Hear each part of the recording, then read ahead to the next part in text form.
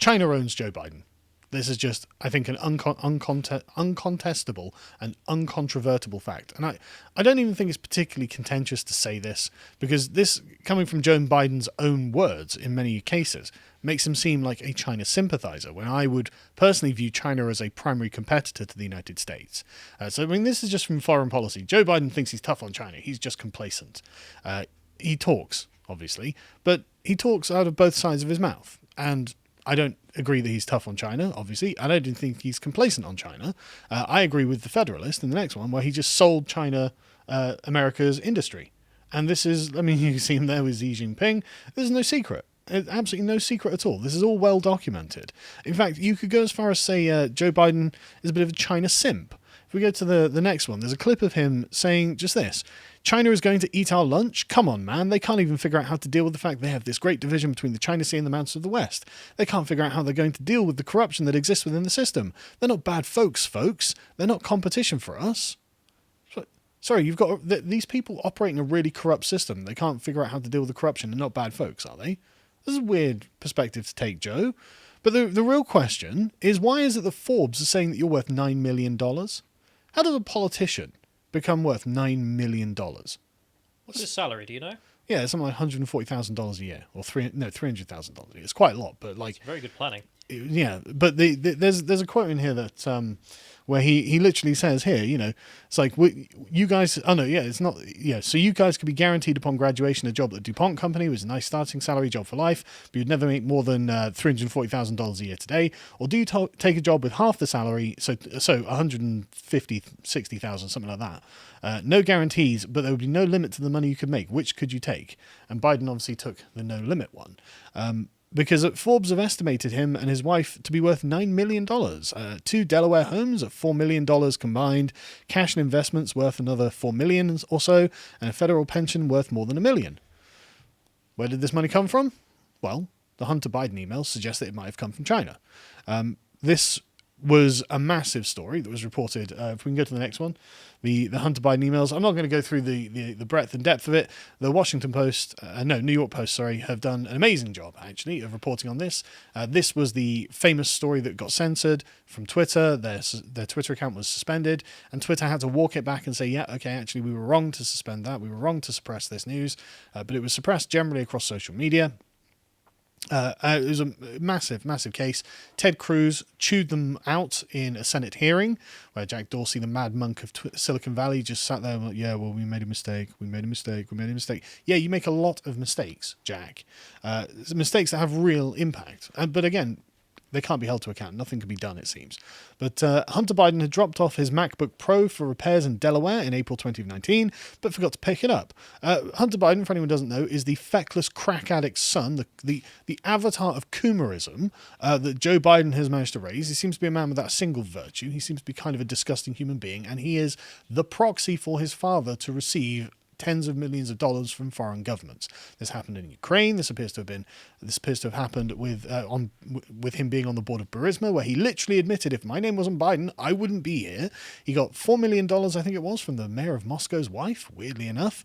And the Hunter Biden laptop, the emails that were pulled from it and given to Rudy Giuliani's legal team and the FBI have found that it seems that Hunter Biden is the go-to man that Joe Biden uses to enrich himself from foreign governments. Biden claimed he didn't know about Hunter's deals, but these emails show that this is a lie. Biden's in them. The email that's in particular that's important here, though, is that it outlined a provisional agreement under which 80% of the equity of the shares in a new company would be split equally among 4 people. This is a Chinese company whose initials corresponding to the sender and the 3 recipients, H referring apparently to Hunter Biden. The deal also listed 10 to Jim and then 10 held by H for the big guy. Obviously, this is Hunter Biden holding 10% of whatever the equity of this, again, like $300 million or something, this company was getting invested into it. And he gets 10% of this equity. So, okay, well, there we go. This is open. This was confirmed by sources to Fox News and various other outlets. So it's just there. This is now what we know. We know that Joe Biden, through Hunter Biden, is taking money from China and Ukraine and Russia and it's just part of the swamp. And everyone knew that the swamp was there. Everyone knew that this was there. It was just now we actually have all of the proof. And so when Biden, if we can go to the next one, Biden, when he's asked about this, he doesn't answer. The audio quality is terrible on this because he's in front of a running jet plane. But when asked, he just says, "This is a smear campaign. I'm not answering. I knew you'd ask it. I have no response. It's another smear campaign right up your alley. Those are the questions you always ask. Really. You always ask questions about my corruption. That's just a smear." Yeah. Well, it turns out... How are you worth $9 million then, mate? Yeah, where did you get all the money from then? You know, where is all this coming from? How do you afford a $4 million worth of homes on a $140,000 salary? How do you afford that? I couldn't afford that. I mean, if you had to find a personification of the swamp, I mean, the swamp is a term that, as I understand it, is meant to relate to the Obama era administration. And the Bush era one before. And the Bush era, and maybe the Clintons as well. Yeah. The fact that people certainly. are just in it to make money. Yep. And to gain their personal influence, to gain power, influence, and money. Yep. That's exactly it. And this is one of the beautiful things. Like, I know a lot of socialists hate Trump because he's a billionaire. Yeah. But if I can simp for him a little bit, like, sure. One of the nice things about him being a billionaire is there is no money to gain. There is absolutely no... I don't think he's doing it for money. No. Yeah. There's someone put a graphic on Twitter I saw the other day. I don't know if it's true or not, but I could perfectly believe it. Mm-hmm. That Trump's wealth in real terms has actually gone down whilst he's in office, whereas everyone else has gone up. He's lost nearly $1 billion or something, hasn't he? Yeah, but it's just like, I don't care. I've got another 3. Well, he divested from his own organisation. Exactly. And he refused to take his salary from the presidency.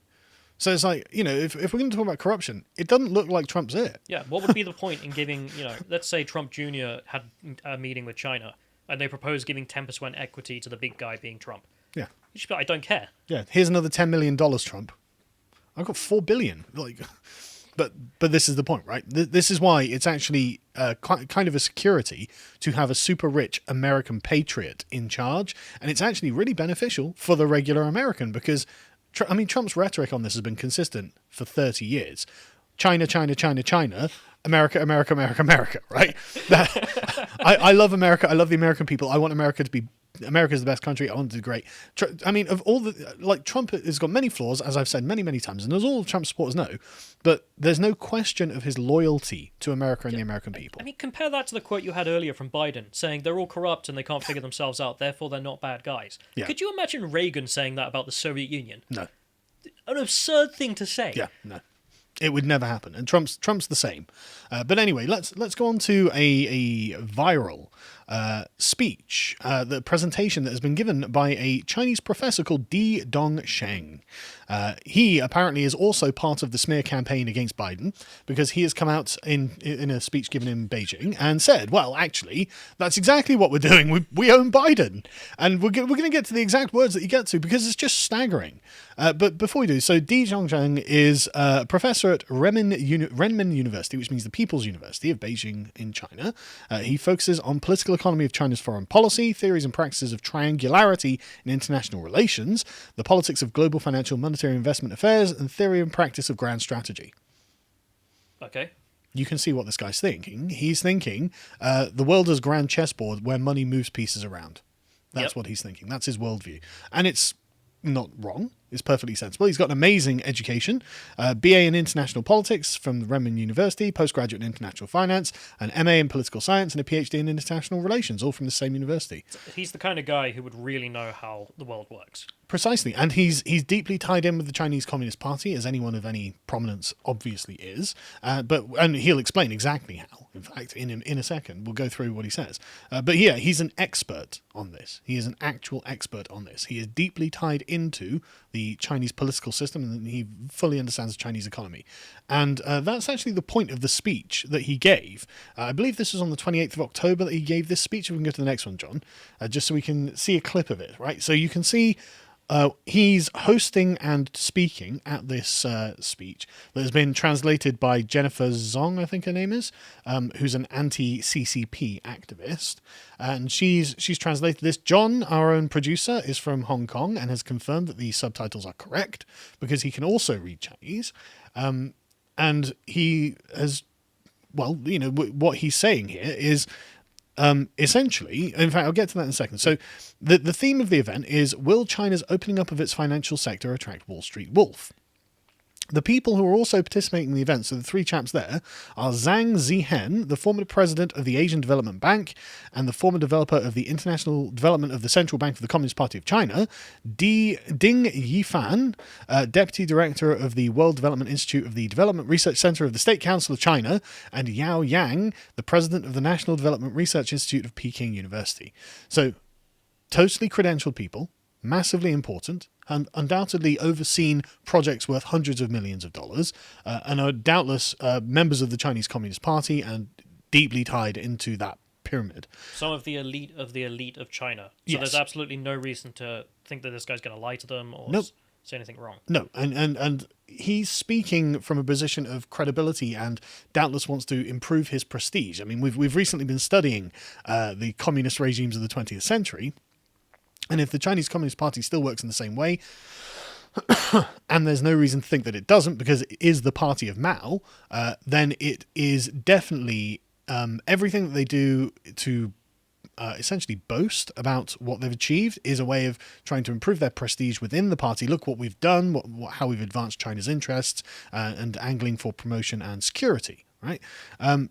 So the thrust of the talk is to persuade the audience, and overall the point of him being there and doing all of this is to persuade the audience, which presumably is made up of other business magnates, bankers, people who deal with international finance, things like this, that opening up China's markets is a good idea to enrich China.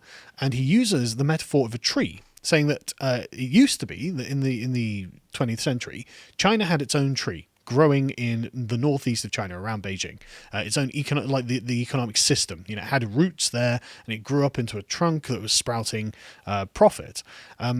But in 1992, he says that this was grafted onto the American tree. So it's cut off from the roots and grafted onto the American tree. And this is the reason that the Americans, in his opinion, and again, he is an expert on this, can essentially control the Chinese economy. And he gives the example of the premier of Hong Kong, who has been sanctioned by America and so has to carry around money, like actual money, because she hasn't got a bank account. Yeah, I saw her complaining that she had to take $2 million in cash home. I was like, it's not a worse problem to have. I didn't even know that was happening. I had no idea that was the neither. case. But yeah, he says, you see her walking around with stacks of cash because she can't have a bank account. Literal suitcases. Because the Americans essentially control the Chinese economy, because his complaint is that we've grafted onto the American tree, and what we need to do is divest and replant the Chinese tree. And so he's saying, well, look, opening up the international markets is only a problem if the Americans have dominance over the system, which they do at the moment because we're grafted onto their tree. If we were to divest and plant our own tree, then opening up the markets would be fine because it would be our tree that was getting all of these things. And so this is a direct quote from him. I mean, he's talking in Chinese, so I may as well just read out the quotes verbatim. He says, that energy, after grafting onto the American tree, he says, that energy was big, that market was big, so it boomed quickly, it blossomed quickly, and we are all enjoying the fruits of that decision today, and we are all better off. We know the Trump administration is in a trade war with us, so why can't we fix the Trump administration? And the term fix is a very important one that we'll get to, that he explains in a minute. Why did China and the US used to be able to settle all kinds of issues between 1992 and 2016? No matter what kind of crises we encountered, be it the Yin He incident, the bombing of the embassy, or the crashing of the plane, things were solved in no time, like a couple do with their quarrels, starting at the bed head but ending at the bed end. As in, a couple arguing end up going to bed and solving it. It's like, okay, that's how he's describing America and China. And that's a weird way of describing it. We fixed everything in 2 months. What was the reason? I'm going to throw out something that may be a little explosive here. It's because we have people at the top. We have our old friends who are at the top of America's core inner circle of power and influence. Just says it. Just comes out and says it. I mean, this would normally be the result of years of investigative journalism to speak to the right people, to link up the connections, to be able to find documents and make these proofs, or an expert who's deeply connected to the Chinese Communist Party and Xi Jinping himself could just come out and tell us. Talking to party officials. Yeah. He could just come out and tell us, well, actually, we own a bunch of old friends at the top of the American government and the core of the circle of American power and influence. Which gives you an indication of how confident they are The fact that they can come Yes. out and say this, and they're not expecting any back. Although Tucker Carlson has covered this, I believe Trump retweeted it as well, and suddenly this has disappeared from Chinese social networks. This video, it was doing. That's an admission of guilt. Yes, and yeah, they're actively censoring it, and I wouldn't be surprised if Western social media ended up censoring it too. He tells a story in this presentation that's very interesting and not very politically correct. But he says, without wanting to reveal too much, literally saying, well, I don't want to be politically incorrect by revealing too many details. And so he doesn't give a name and he doesn't give an institution for whom these people work for. But it's pretty easy to guess who they would be, because the institution is probably Goldman Sachs. It's definitely one of the big Wall Street banks. But he says how Xi Jinping wanted to improve his public image in the US, so he would release his book in the US in English before his visit. And Dongsheng was chosen by the Chinese Communist Party to go and sort this out. So he is arranging the book signing and the book release in a bookstore that Xi Jinping will be present at, signing books in advance. So this is how important this guy is. This is how connected to the highest of high levels. And he says that it was the CCP, the leaders, the leadership that chose him. So the inner circle of the CCP chose this guy, right? And the reason why is amazing. He says, quote, "Who should do it? Just like today, they found out and they said to me, Dongsheng, you have a way with foreigners and are better at fooling them, right? Because they had seen how I had fooled foreigners and they thought it was very good. So they said, you act as the host and guest speaker. So it's very similar to our event today, where I'm both the host and a guest speaker. It's like, you're good at fooling foreigners. We want you to go and sort this out." I mean, this is the Communist Party of China. Totally. You sort of expect this from them. Well, it's comical though. It's The like fact they're admitting it in public. yeah, it's like, and they're proud, and the audience is cheering. That, oh, bravo, yeah, you're brilliant at fooling the foreigners. It's like, well, I guess he is. I mean, I guess he was. I guess you were brilliant about fooling the foreigners. And so he tells us about a bookstore called the Politics and Prose Bookstore, right? Now, I looked this up. It's a real thing. He even gives the address in the speech. He gives us the address. He's actually wrong. He calls it like 2605 Washington Avenue. It's actually 5092 Washington Avenue. But it is on Washington Avenue, and it is an independent bookstore. But this venue was decided by Xi Jinping himself, and so he goes down to the venue. But the venue, turns out, was already booked. He says, it turned out that the bookstore owner was very spoiled, and he said, sorry, we cannot host you. And I asked him then, I said, you tell me which author has already booked the bookstore.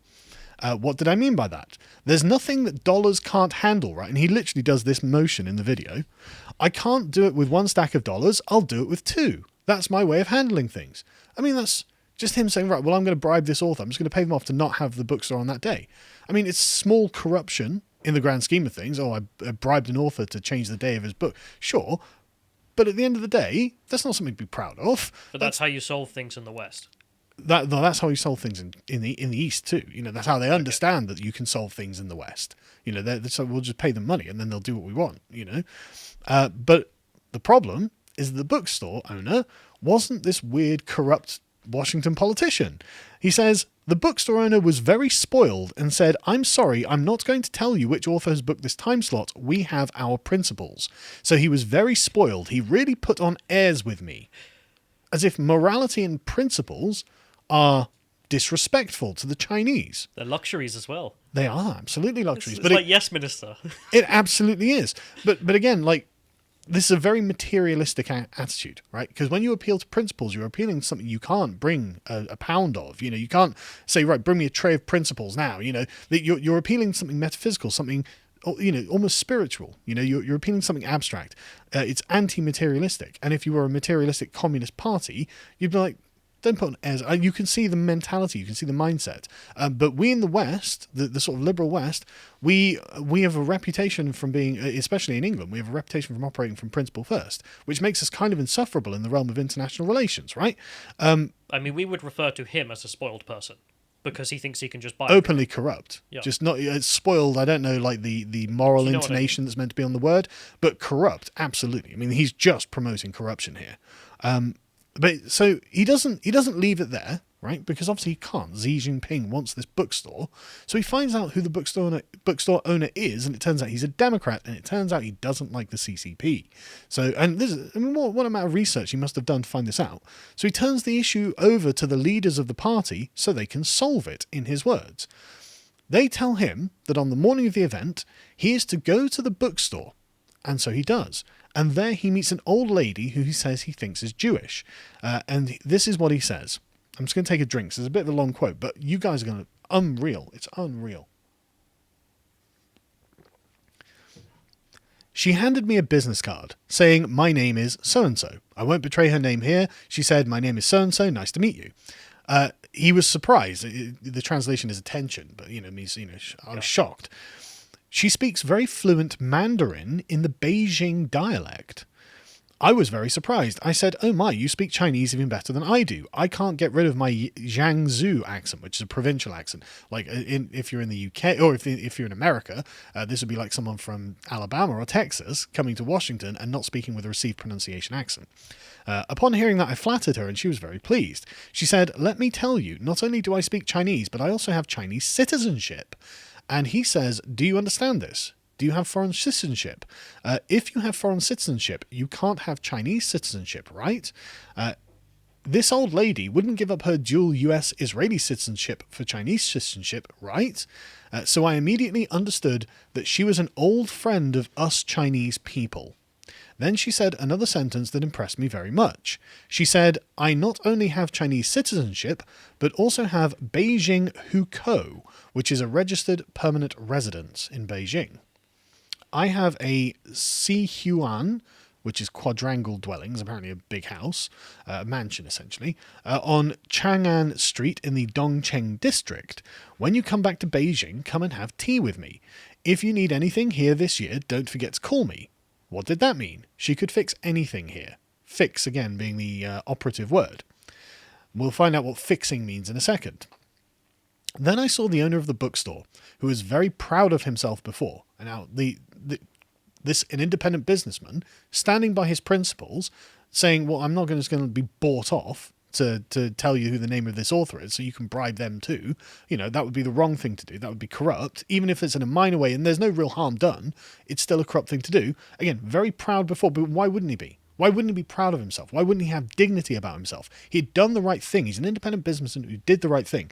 And now he's like, "Well, I saw the owner who was very proud of himself before, with an unhappy face, asking his employees to arrange tables and chairs. He was very reluctant as he was forced to do this. I said, 'How did you fix him?' We tried to communicate with him but failed. He was very spoiled. The old lady smiled wryly and said, 'I reasoned with him.'" And then Dongsheng says, "Do you know where that sentence comes from? It's a classic line in the famous American mafia movie The Godfather.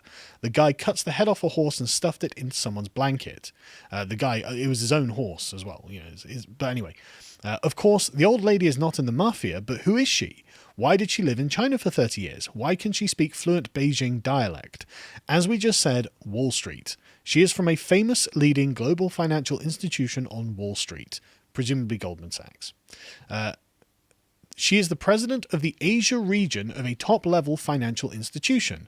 Of course, it would be politically incorrect for me to go on. So we can't reveal any more details on that because they might be able to name her. Okay, so in fact, that is to say, to put it bluntly, for the past 30 years, 40 years, we have been utilizing the core power of the United States.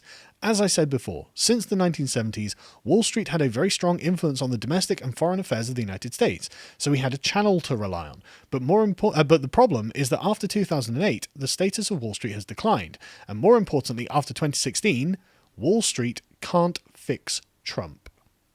It's very awkward. Why? Trump had a previous soft default issue with Wall Street, so there was a conflict between them, but I won't go into details. I may not have enough time. So we're not finished with everything he's telling us here, but this is all, again, usually this would be years of investigative work to produce all of this information. So thank you for telling us everything, Dongsheng. But that last bit, "we can't fix Trump," that's a direct quote. Yes, that is a direct quote. All of this is a direct quote almost. Apart from where I'm breaking to interject slightly. But that's a direct quote. Wall Street can't fix Trump. And fix means to stuff a horse's head into their bed. Threaten, intimidate, bribe, You know, they can't persuade him to change his course with money or threats, right? And that is an amazing statement, because this validates everything that the Trump people have been saying about Trump. He is not the establishment, he is not the swamp, and he doesn't appear to be corruptible, at least in this way. And that's an amazing thing. That's an amazing validation for Trump supporters. No wonder they're chanting, "We love you, Donald Trump," at his rallies. No wonder. And what I think here is that Dongsheng doesn't actually understand why Trump, it can't be fixed, right? Because he's saying it comes from a previous soft default issue where obviously Trump had, someone had defaulted money, presumably Trump defaulted money to Wall Street. And so Wall Street were angry with him, he's angry with them. And so Dongsheng thinks that's the source of the problem. Well, if you were a materialistic communist who thought that all things were based on money and everything was based on material circumstance, you would think that. But I don't think that's the case at all. I think it's the case that Trump views Wall Street as being anti-patriotic. He views Wall Street as selling out the United States to China, because, I mean, they are. And I think that that's the source of Trump's contention with Wall Street. Trump's a billionaire. He loves money. He loves moving money around. He thinks moving money around is great. If Wall Street were like, yeah, American flags, patriotism, fuck China, then Trump would be well on board. He would be like, oh, don't worry about the soft default issue. That wouldn't be a problem with him, because Trump is not just a materialist. Trump has a kind of heroic soul. You know, he thinks about heroic things. He thinks about the mythos of America. He's concerned with the greatness of America, and that, I think, is the reason. But if you're a materialist communist, you don't really understand the people that you're talking about. And it's only because I've spent a lot of time thinking about this and studying this that I think I have a firmer grasp on the different cultural relations. But again, maybe I'm wrong. Who knows, right? But anyway, we're not. Well, you can't be wrong with the guys telling you that's what it is. Like... But we're not quite done, right? Because it gets better. So during the US-China trade war, Wall Street, tried to help. And I know that my friends on the US side told me that they had tried to help but couldn't do much because Trump was just blocking them out. But now we're seeing Biden was elected. The traditional elite, the political elite, the establishment, they're very close to Wall Street, so you see that, right? Trump has been saying that Biden's son has some sort of global foundation. Have you noticed that? Who helped him build those foundations? Got it? There will be a lot of deals inside of these. We have seen the deals. The email from Hunter Biden's laptop that I read out is literally about a Chinese sort of shell company that is going to own various other industrial companies and that he is siphoning money out of. We've seen the deal, and he's saying, well, these are the deals. So at such a time, we will use an appropriate way to express some goodwill. This is my personal understanding based on my limited professional background. If we understand this matter from the perspective of international political economy, I think there is a tactical and political value in it. He's just admitting it all. It's a tactical maneuver. China's interests will be advanced. The Communist Party of China's interests will be advanced. And Wall Street are a part of this because everyone involved can be bribed. And Trump apparently can't be bribed. I mean, this is the thing we know to be true. Yeah. I mean, this is the problem with Trump from a lot of Americans as well. The fact that they can't do traditional lobbying. Yeah. Trump is... I don't want to say a hero because that makes me sound like I'm venerating him, but in the way that he thinks, you know, he thinks in heroic terms. He thinks in terms of greatness, and what they're thinking in terms of is individual and personal corruption and, you know, manipulation, maneuvering. It's very Machiavellian for them, you know. But Trump is not afraid of using heroic rhetoric, and does so all the time, and is concerned about the dignity of the United States, and he sees the country being sold out to China, and it's not wrong. He's not wrong. The Chinese admit it. They admit it. Yeah, the fact that they took down the video in China as well. Yeah. I mean, it would be bad enough if this was up and we could, you know, they could blush it off or something. The fact that they took it down, they know they've been caught. Yeah. Yeah, yeah, exactly. This has been caught.